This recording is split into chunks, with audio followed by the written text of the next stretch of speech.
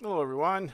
Let's jump right in here and talk a little bit about retirement plans uh, from Chapter 11. So this is going to be a mix of the types of plans that you have with your employer, as well as ones that you can establish without having an employer, separate from your employer, or if your employer does not sponsor a plan. Okay, and there's even a couple of slides about how that interacts if you have a plan at work, but you also want to establish your own plan. Okay, so retirement plans are interesting in that they receive special tax consideration in order to encourage saving for retirement or education. We'll talk about the education ones at the same time because they have some of the same characteristics. Now, the taxation is what we refer to as deferred, which means money that you put in now can reduce your taxable income, can be a deduction on your current taxes, and that is the incentive. You put it into the plan, and there has to be an agreement, there has to be a contract between you or your employer, whichever the type of plan we're talking about, and a bank or other financial institution that tracks all the money that goes in and out of the plan. So there has to be a plan. It has to be for the benefit of employee or benefit of individual, and it has to have this trustee, if you will, that keeps track of it. Okay, for it to work, uh, and money going into the plan currently, if it's a tax deferred or a regular plan, retirement plan, is gonna reduce your income now. But when you pull it out later in retirement, um, it's not going to be. It is going to be taxable then. In the meantime, and the benefit of that all of these plans provide is that as it grows inside the plan, any interest, any dividends, any capital gains are not taxable. All right, so the tax issue is either there's a deduction now and you pay taxes later and you have no tax during the in the meantime, and that could be a long time, 20, 30, 40 years, which is usually the idea. You start this early so that it has a long time for it to grow.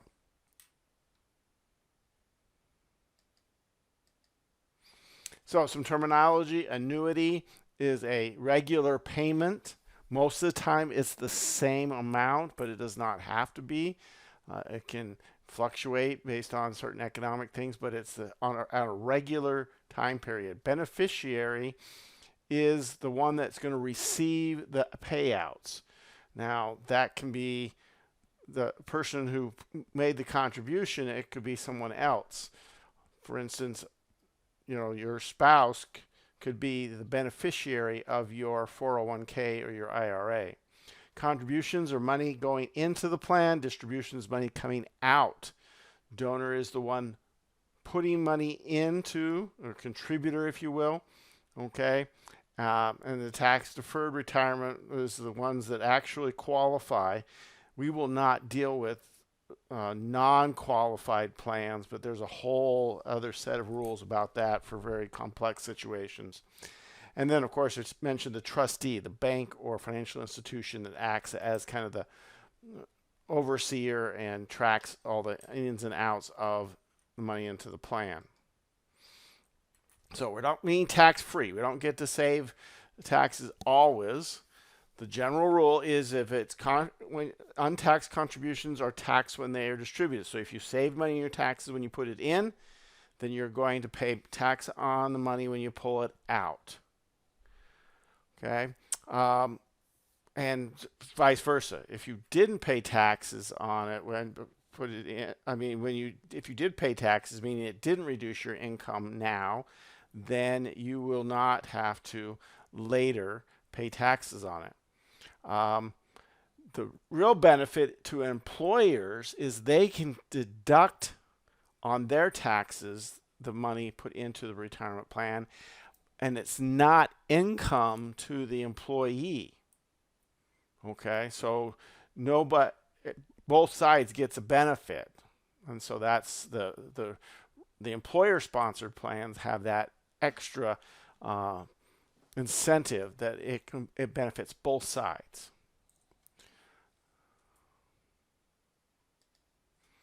So first we talk about employer-sponsored plans, and you've heard this terminology.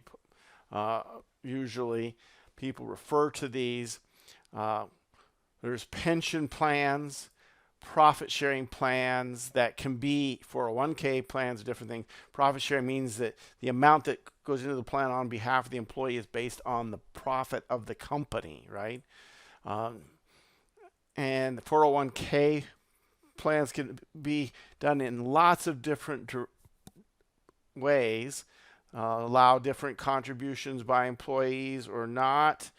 But the point is that they have to be sponsored by the employer, and there has to be some very specific rules about how they're set up and the contract for them to work and achieve the benefits that are intended. 403 plans are literally the same thing as 401k plans, it's just for nonprofits. So those two are interchangeable.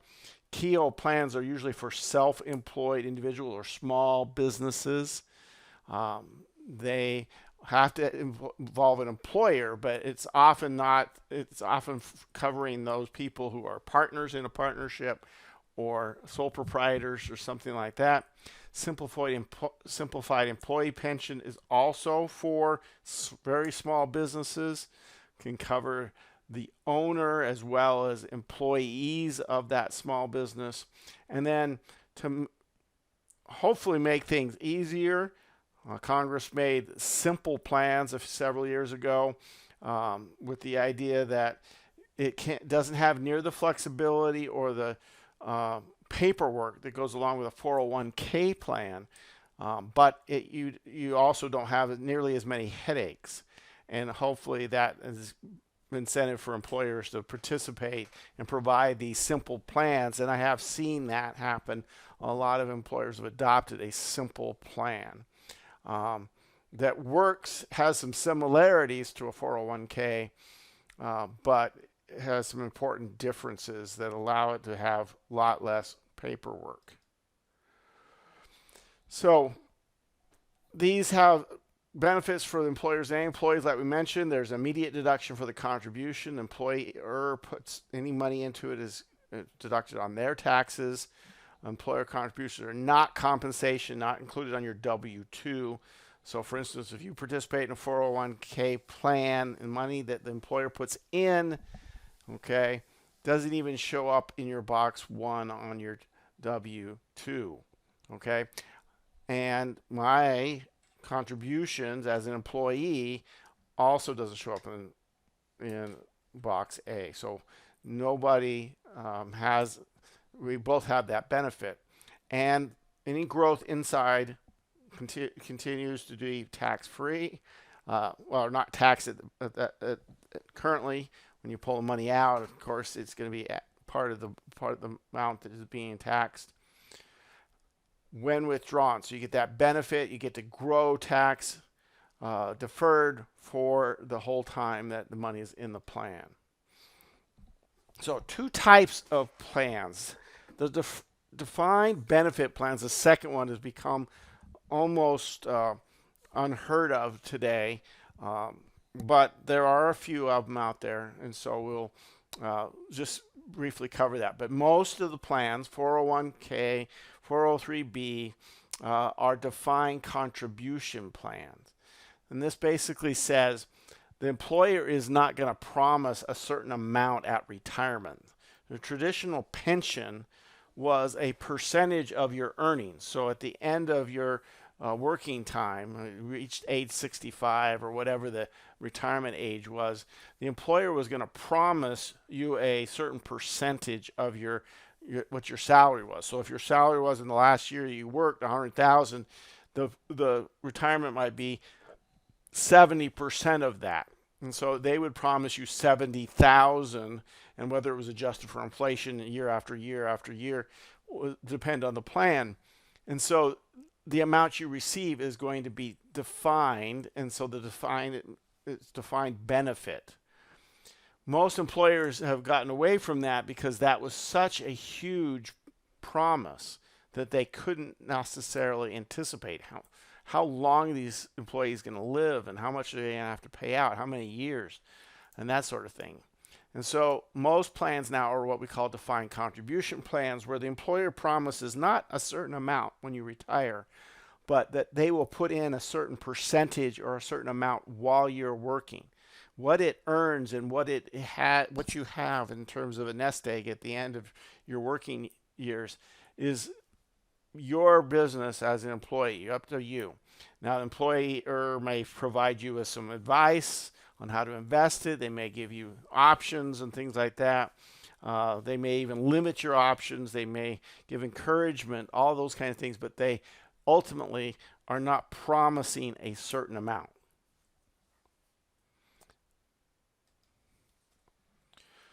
So for it to be qualified and receive all the benefits we've talked about, there has some rules that have to be planned, that you'll have to follow. First of all, they have to be non-discriminatory. That means you can't just pick and choose which employees you're going to cover.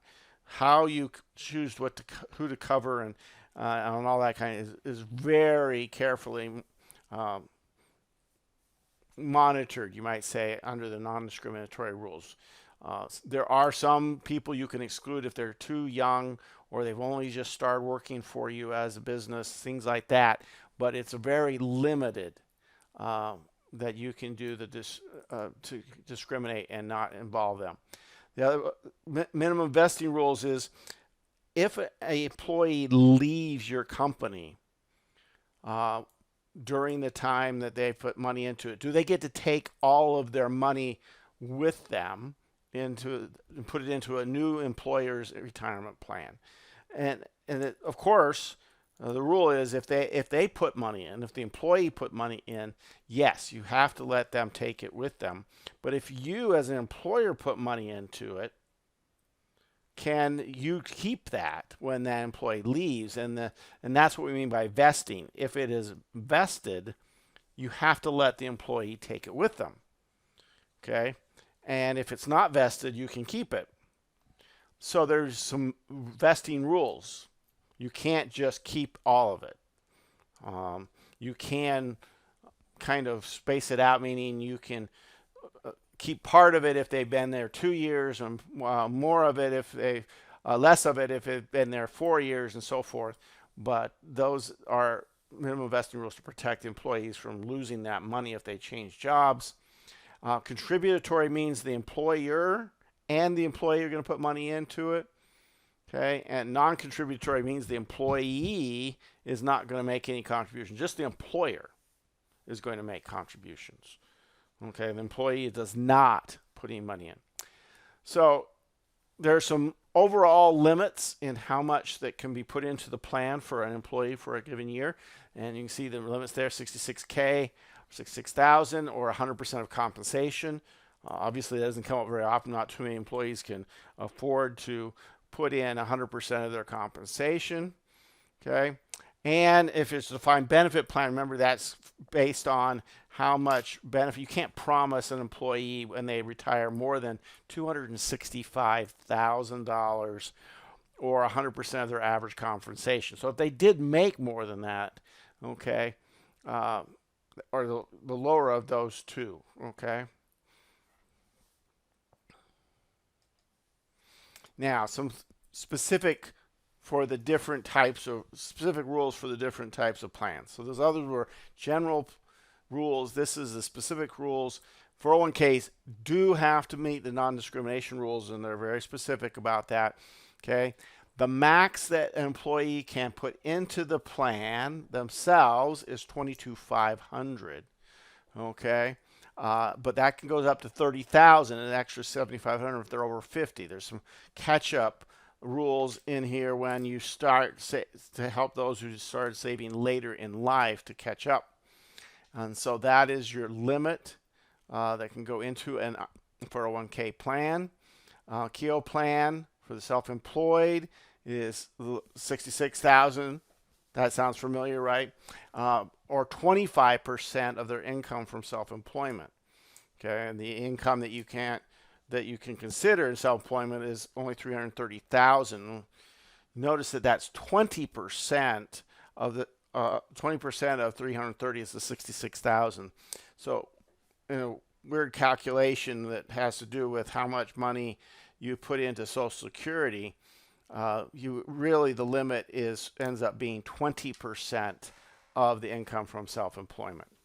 Okay, and that's what that last bullet point refers to, the fact that self-employment has to take out the half of the self-employment taxes paid, that sort of thing. So effectively, the limit is 20% for the self-employed person who has a Keogh plan. Simplified employee pensions, okay?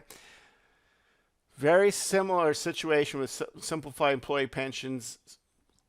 Maximum was 25% ostensibly, but it ends up being effectively 20% of the 330 or 66,000. Employer creates and does all the contributions. Okay, so the difference between a Keogh plan for a small business or a self-employed person is the self-employed pension has all the money coming from the employer. None of the employee does not put anything in. Keogh plan can have both of them. Also, the self-employed pension has no ability to exclude basically anyone.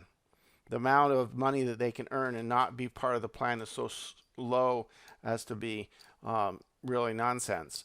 And so basically you have to cover everybody, and all of it is vested, meaning if an employee leaves, they can take it all with them with a SEP, or a simplified employee pension.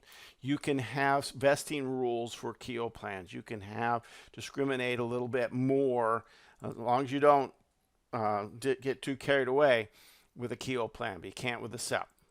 Simple plans, okay, either work sort of like an IRA or 401k from an employee standpoint. Oh, and by the way, on a simplified employee pension, the employee creates their own IRA and the employer just puts the money into the IRA. Okay, simple plan, employer creates the IRA and the 401k for the employee. Okay, and you have lower limits. Notice that percentage up to 15.5. That's lower than a 401k. Still have some additional if you're over 50, but basically you match your employees' contributions up to 3%, or you put in 2% for all employees, even if they don't put in money in. So if you do the matching part, if the employee chooses not to put anything in, you can't put anything in for them, okay? Which means you don't get a deduction for that, right? But if you say, okay, I'm going to put money in even if you don't, then it's only 2% of their salary or their wages. You can discriminate a little bit more, meaning they have to make over 5,000 or so for the simple plans. So it's a little easier to say I'm going to cover the people that work more of the time and have been with me a little longer under a simple plan than a simplified employee pension. But you notice that the limits are lower. And the question is, how does you as the employer get covered for your retirement if you use one of these or the other? And it depends on the organization whether you're considered an employee or not in these situations. So some quick review questions. Qualified pension plans are your defined benefit or defined contribution plans. Employees must make contribution. No, they do not have to. Some don't even let that, like a SEP doesn't allow employees to make contributions. Others, it is elective, meaning they get to choose each year. 401k plan maximum 22.5. If you're over under age 50, an extra $7,500 if you're over age 50. Keno plan is for self-employed individual, as is a SEP. And a simple plan can be used by employers with 100 or fewer employees.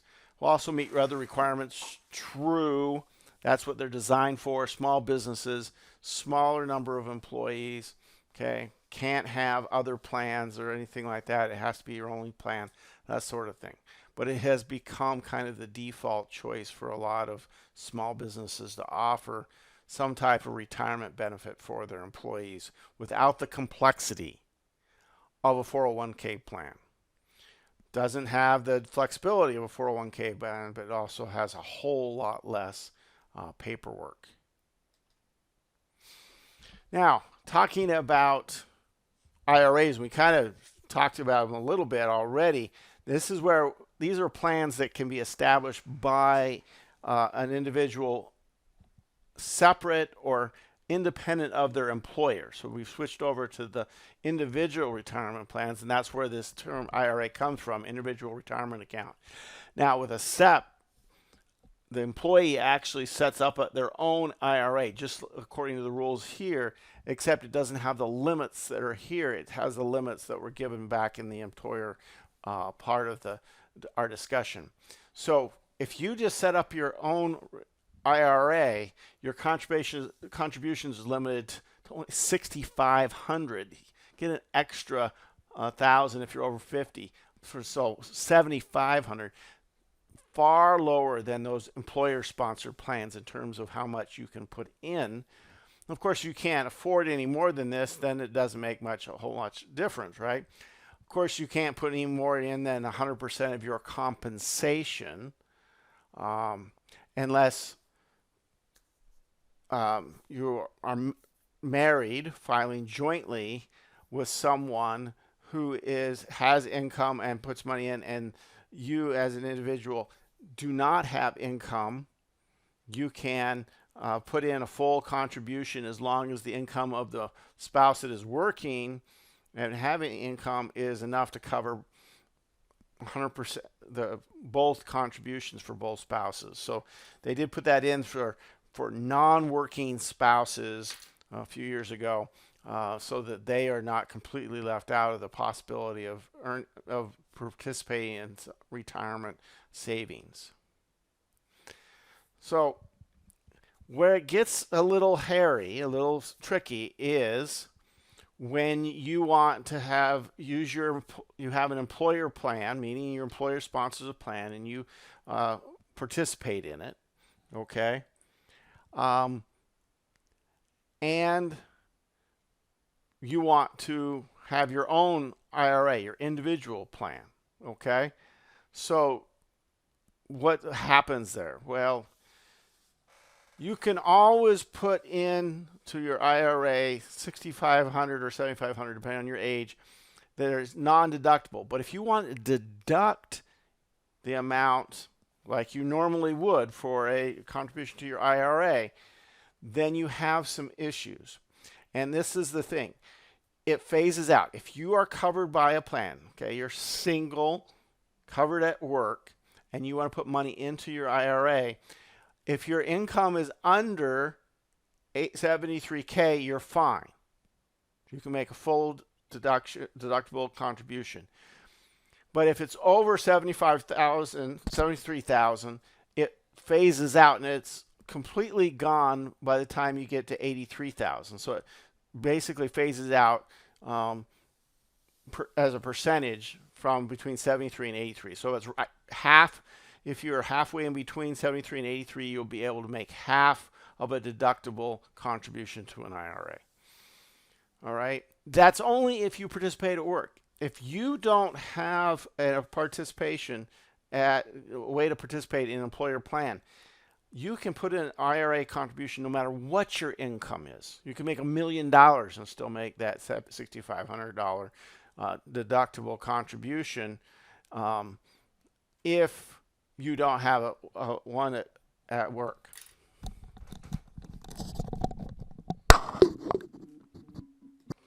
So this leaves us with this situation with having to do with married taxpayers.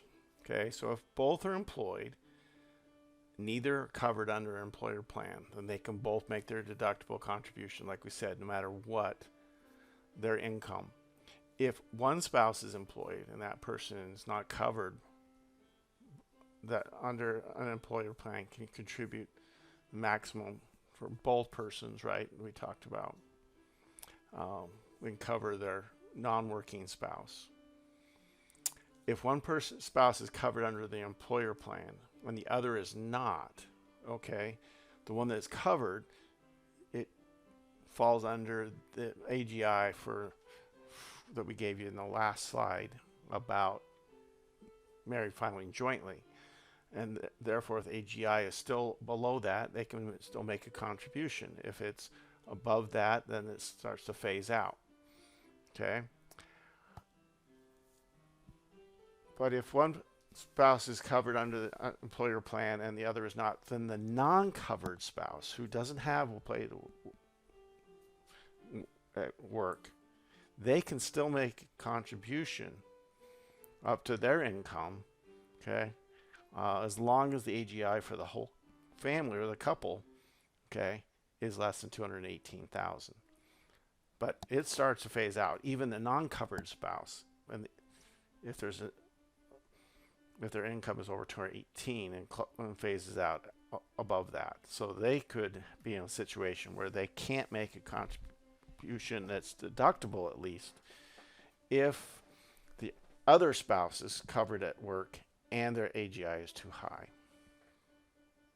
So kind of complicated, especially when there's two people working and one is covered and one's not. Now, that brings us to Roth IRAs, which are different than traditional IRAs, which is what we've been talking about, because they are not deductible, have no current impact on your tax situation.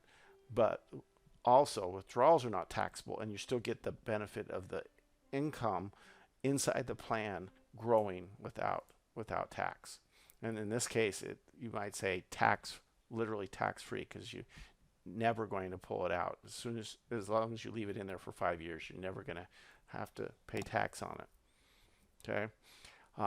Contribution limit is still $6,500 or $7,500, but you can't even make a contribution to a Roth IRA if your income is too high. And you see the phase outs there with married filing jointly, single or head of household, and zero married filing separately. One of those places, zingers in the tax law that gets you. Okay, phase out range, meaning you can make partial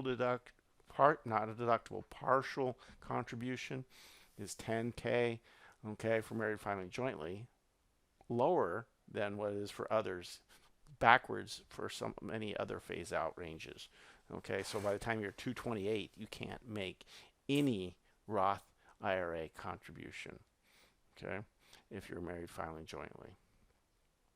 And that would apply for both spouses, right? Because they would both have the same AGI, married filing jointly. So there's the summary.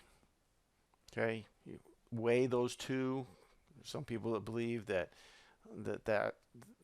you should be all in Roth IRAs because you're going to be able to earn lots of income, and then when you pull it out, you won't have to pay tax on it, and you're going to invest and make gobs and gobs of money, and so there's no real benefit to having a tax deduction now, because you're going to have so much more income when you're retired than you are now. But so that's the arguments back and forth. Okay, two types of individual plans: traditional and Roth. Okay, 7,500 if you're over 55, over 50, I should say. Married filing jointly, can you still make an IRA contribution and make it deductible? Yes, you can. So it's false. You're ineligible. Okay, as long as you are not having a plan at work, there's no income limits on IRAs. Okay, or at least traditional IRAs. And distributions of Roth IRA are almost always not taxable. Okay. Now, a couple other situations. These have become kind of blasé. People don't, because they have very low limits, but contributions are not deductible, just like a Roth IRA, but the account grows tax free, and the distributions are not taxable, which it could mean that you never pay income tax on that income inside the plan, as long as it's used to pay for higher education expenses of the beneficiary. So you have to name a beneficiary. These are usually set up by parents for their children, okay? But it doesn't have to be that way. It's much more flexible than that, but that's traditionally how it's been worked. But limited to only $2,000 per beneficiary, okay? And that doesn't matter. You could use the same account for grandparents putting money in as well as parents putting money in, but it's still limited to 2,000 per beneficiary. And you can't even make them if your income is over the thresholds there. Okay, 190K from everybody jointly totally starts to partially phase out. So if you're halfway done, you can make half of that contribution. But by the time you're at 220, it's gone. And 95 starts and it's all gone by 110. And above that, you can't make any contribution to this. And so that's two strikes against them. $2,000 is not a lot of money to save, and that your income phase out is fairly significant. So the plan that has really taken most of the savings for college is qualified tuition plans. You know, also referred to as a 529 plan. They grow tax free as long as you pay them out for qualified education expenses at qualified education institutions. Then you don't, the withdrawals are not taxable. Okay, and the definition of qualified expenses are fairly broad. I mean, they include supplies, equipment, computers, room and board, even as long as they are attending at least half time in that situation. There are some limits.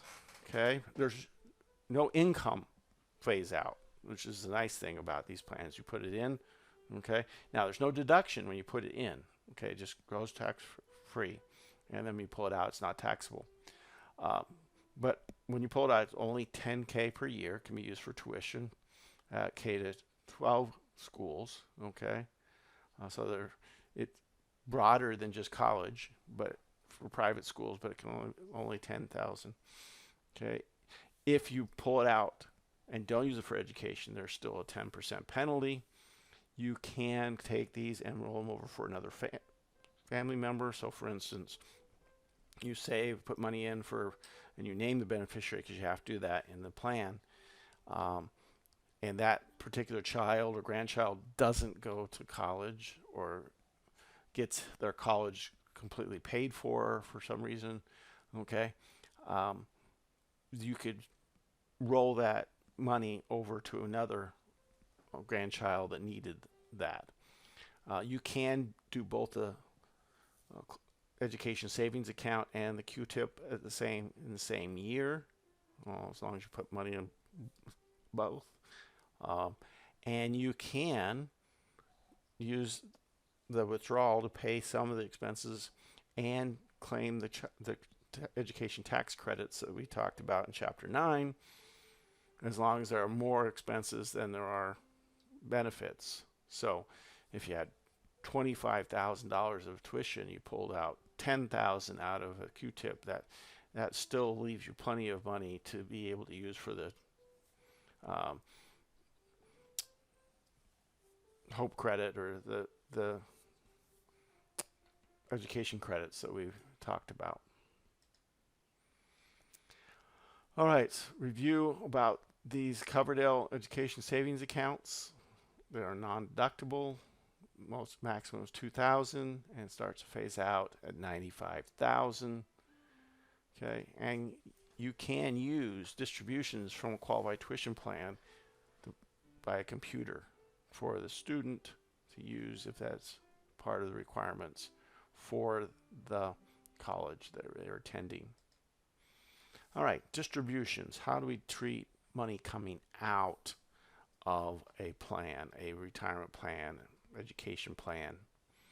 Okay, we've kind of alluded to this all along. Distributions are taxable if the contributions were deductible.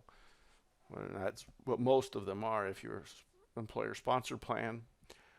But if they were contributions, and some or not all, distributions are partially tax-free and partially taxable. And the IRS, trying to make your life a little easier, has a simplified method.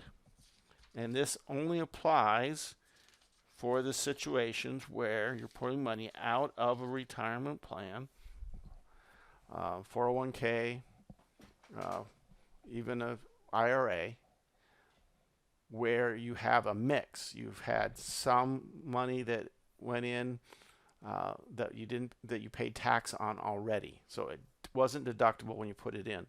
Maybe you had a situation where part of your contribution was tax deductible and part of it was not because of the income phase outs or whatever, but there was some part.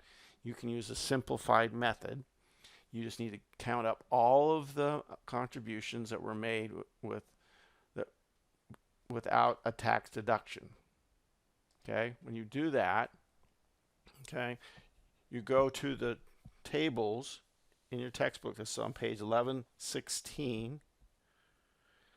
And you just look up the age of the person, either if it's going to be taken out, okay, for two, then you use the dual life tables. If it's just one, just the single life, and you looked at the number of payments that they're expected to receive. So you see that there is like 360, 310 to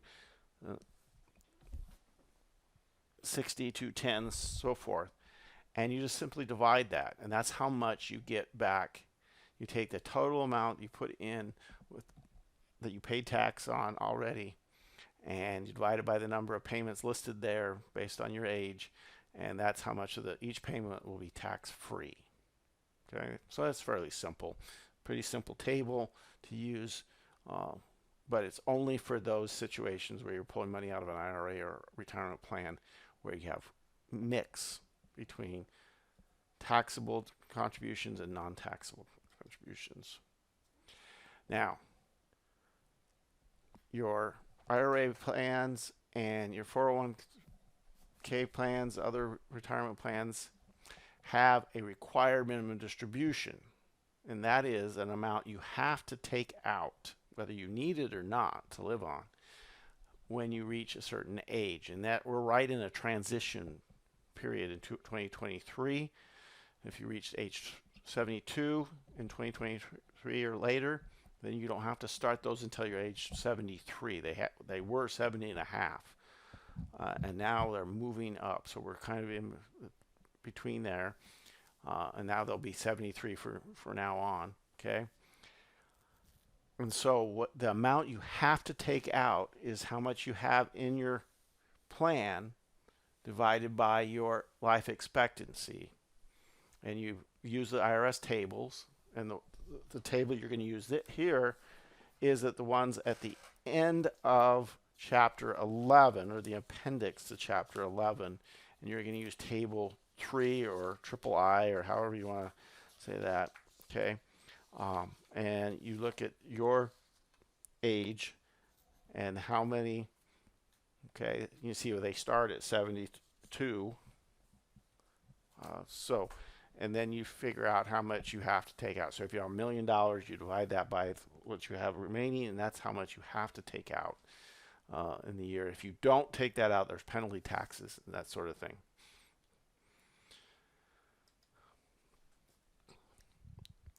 Roth IRAs or distributions are generally not taxable. Even the earnings, they are taxable only if you withdraw things within the first 5 years after you put it in. Then you might have to count some of the earnings as income, but never the contributions. Coverdell education distributions are taxable free. You pay for qualified education. Okay. Can't use the same expenses for the American Opportunity Credit as you do for the money you pull out.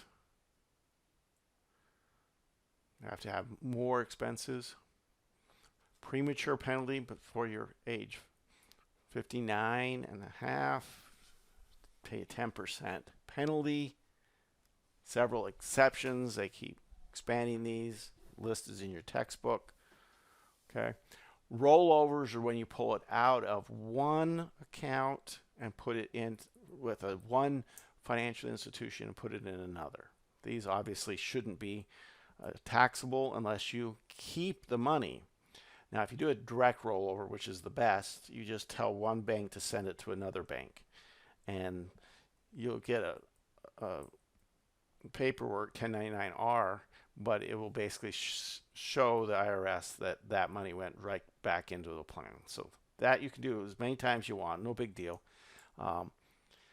That's if you do it from a regular IRA to another regular IRA account, then you're fine. If you roll over a regular IRA to a Roth IRA, you're going to have a tax bill for that amount, because those are earnings that have not been taxed, and that's money that was put in there without being taxed, and so you're going to pay tax on that amount. It's going to be added to your income. There won't be a penalty per se, but there will be tax. It'll be taxable. If you pull money out of a plan, say you were really upset with your employer or your situation with your financial institution, and so you just go down there and say, I want my money out, okay, and you take it out and you go, oh my goodness, I still want this saved for retirement, I don't want to pay tax on it, and you go down to another, change employers, or you change to another financial institution. You got 60 days to put it back in the plan. Now, because you didn't do it direct, right from the bank to bank, you're going to have a situation where the one bank thinks that you took it out and it's taxable, but you have proof that you put it back in, at least in another plan, within 60 days. Okay? As long as you have that, you're going to have to show that when you file your tax return. It's going to take a little more work than if you just did it from bank to bank. All right, so always better to do a direct rollover rather than pull it out and then go, oh, I need to put that back in and prove that I did that. All right, so participating in a defined benefit plan is entitled to only a stream of payments. Yes, that's true. Okay, distributions from qualified plans may be taxable, non-taxable, or both. Typically, they are taxable, but you can have both, right?